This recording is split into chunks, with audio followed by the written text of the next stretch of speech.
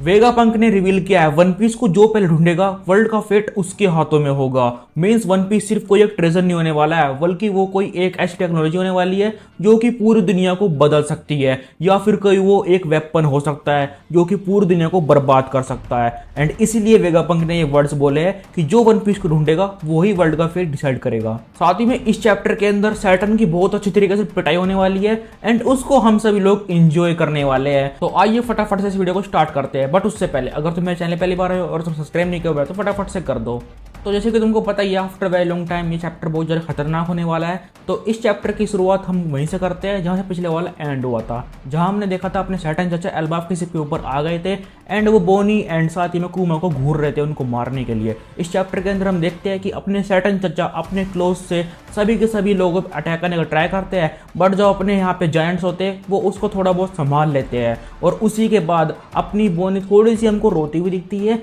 लेकिन जो अपना लूफी है वो उसको नहीं देख पाता है ऐसे, एंड वो जाके अपने सैटर्न के ऊपर अटैक कर देता है क्योंकि सैटर्न बोनी के ऊपर अटैक करने वाला होता है। और उसी के बाद अपनी बोनी को हम देखते हैं जो कि निका फॉर्म के अंदर होती है, बट वो पूरी तरह से नहीं हो पाती क्योंकि वो इस टाइम पे बिल्कुल ही एग्जॉस्टेड है। एंड इसी वजह से लूफी उसको एनकरेज करता है एंड हमारी बोनी दोबारा से बन जाती है निका। अब देखो बोनी तो निका बन चुकी है, लेकिन हमारा यहाँ पे जो सीन है वो चेंज हो जाता है। हम आ जाते हैं अपने वेगापंक के ब्रॉडकास्ट पे, जहाँ वो पूरी दुनिया को बता रहा होता है कि वर्ल्ड सेंचुरी जैसा इंसिडेंट दोबारा होने वाला है एंड उनको पता है ये इंसिडेंट किसकी वजह से हुआ था एंड कौन उसके पीछे जिम्मेदार है। वो यहाँ पे बता रहा होता है कि जो टेक्नोलॉजी या फिर बोल वेपन उसके पीछे जिम्मेदार थे वो आज भी एग्जिस्ट करते हैं। एंड जब वेगापंक ये बात बोल रहा होता है तब हम अपने प्रिंसेस विवी एंड साथ ही में प्रिंसेस सिराहोसी को देख रहे होते हैं, जो कि दोनों के दोनों तुमको पता ही है शायद से वो दोनों के दोनों एंशिएंट वेपन्स है। देखो सिराहोसी का तो हमको ऑलरेडी कंफर्म्ड है, बट विवी का अभी तक कंफर्म नहीं है, क्या पता वो भी हो। एंड साथ ही हम स्काईपी के लोगों को भी देखते हैं, बट वो लोग वेगापंक का मैसेज नहीं सुन रहे होते हैं क्योंकि उनके पास कोई भी रिडंडेंट मशीन नहीं है। एंड देन वेगापंक बताता है कि जो लोग स्पेशल रेस से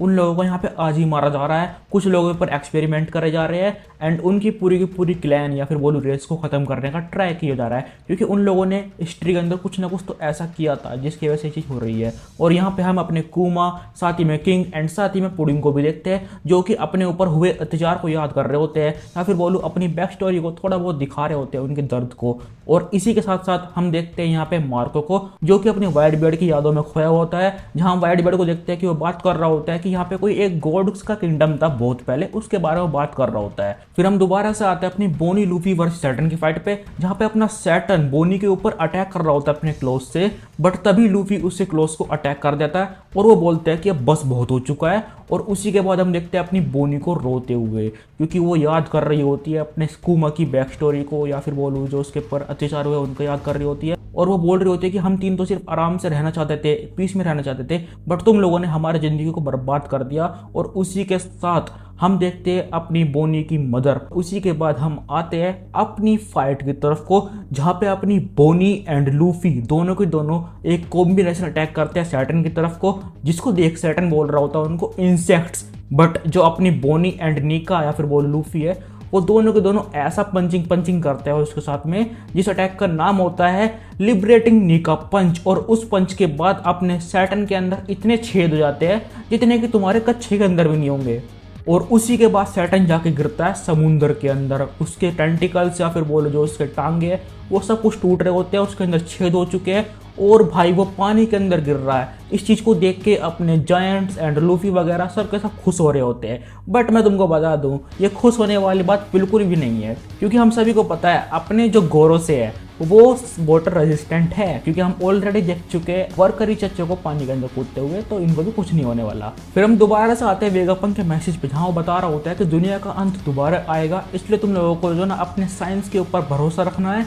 तैयारी करनी है डिफेंड करने के लिए खुद को। और जब वेगापंक ये बोल रहा होता है तब हम देखते हैं अपने वाटर 7 के लोगों के रिएक्शंस को एंड साथ ही में अपने सीजर क्लाउन एंड सांजी के डैड को लड़ते हुए थोड़ा बहुत। एंड साथ ही में वेगापंक बता रहा होता है कि रोजर की डेथ को 25 साल हो चुके हैं एंड वाइट बर्ड की डेथ को 2 साल हो चुके हैं एंड अब जो न्यू जनरेशन है अब उनकी बारी है। और जब वेगापंक ये बात बोल रहा होता है तब उसके पीछे हम देखते हैं कि अपने सेंट वर्करी एंड सेंट जुपिटर दोनों के दोनों लड़ रहे होते हैं अपने एंशिएंट रोबोट से। और उस फाइट के बारे में इस चैप्टर के अंदर कोई भी हमारे यहाँ पे अपडेट्स नहीं है। साथ ही में हम देखते हैं कि अपने एल्बाफ शिप के जायंट्स है वो अपने स्ट्रो हेड की शिप को आसमान के अंदर नोटिस कर लेते हैं और वो बोल रहे होते हैं कि ये तो तुम्हारी शिप है ना, लूफी से बोल रहे होते हैं ये चीज़। और उसी के बाद हम देखते हैं अपने जोरो, उसोप एंड साथ ही में चोपर के रिएक्शन, जहाँ पे चोपर एंड उसोप बोल रहे होते हैं कि हम मरने वाले हैं, बट जो अपना जोरो है वो इस टाइम पे पूरी तरह तैयार है लैंड करने के लिए। और फिर वेगापंक बोल रहा होता है कि ये जो रोजर ने यहाँ पे रेस स्टार्ट करी है वन पीस के लिए, क्या वो एक कोइंसिडेंस था या फिर उसने सब कुछ प्लान किया हुआ है। देखो इस चीज़ के ऊपर मैंने एक थ्योरी बनाई हुई है जिसको मैं जल्दी अपलोड करने वाला हूँ,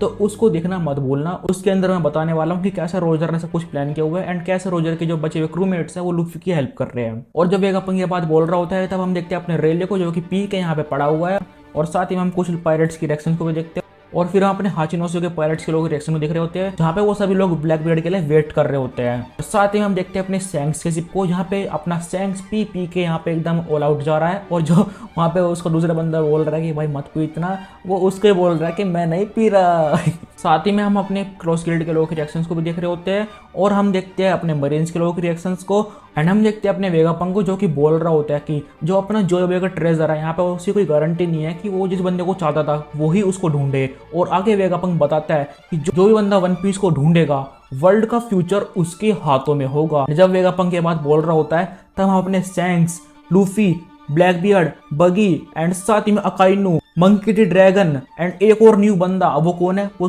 दिख नहीं रहा सही से, लेकिन वो कुछ कुछ सैंक्स की तरह दिख रहा है। साथ ही में अपना इमुसामा, कोबी, आउकीजी, सेंट फिगरलैंड गार्लिंग एंड साथ ही में अपने साबो को देखते हैं जब वेगापंक ये बात बोल रहा होता है कि जो कोई भी वन पीस को ढूंढेगा वर्ल्ड का फ्यूचर या फिर बोलूं फेट उसके हाथों में होगा। एंड वेगापंक के ये वर्ड्स के साथ ये चैप्टर पूरी तरह से खत्म हो जाता है। लेकिन भाई देखो इस चैप्टर ने जो इम्पैक्ट डाला है ना वो बहुत ज्यादा खतरनाक होने वाला है, दुनिया के ऊपर भी और वन पीस की वर्ल्ड के ऊपर भी। ये एक तरह से जो ना ऑल आउट वॉर की यहाँ पे कहीं ना कहीं घोषणा है। एक तरह से अब जो वन पीस के लिए रेस है वो पूरी तरह से स्टार्ट हो चुकी है इस चैप्टर के बाद। बाकी भाई तुमको क्या लगता है इस चैप्टर के बारे में, तुम मेरे कमेंट्स के अंदर बता सकते हो। एंड अगर तुमको वीडियो पसंद आई हो तो वीडियो को लाइक कर सकते हो ताकि तुम इस वीडियो को ज़्यादा लोगों तक पहुंचाओ। और भाई मिलते हो तुमको कभी नेक्स्ट वीडियो में, तब तक के लिए टाटा बाय बाय सायोनारा।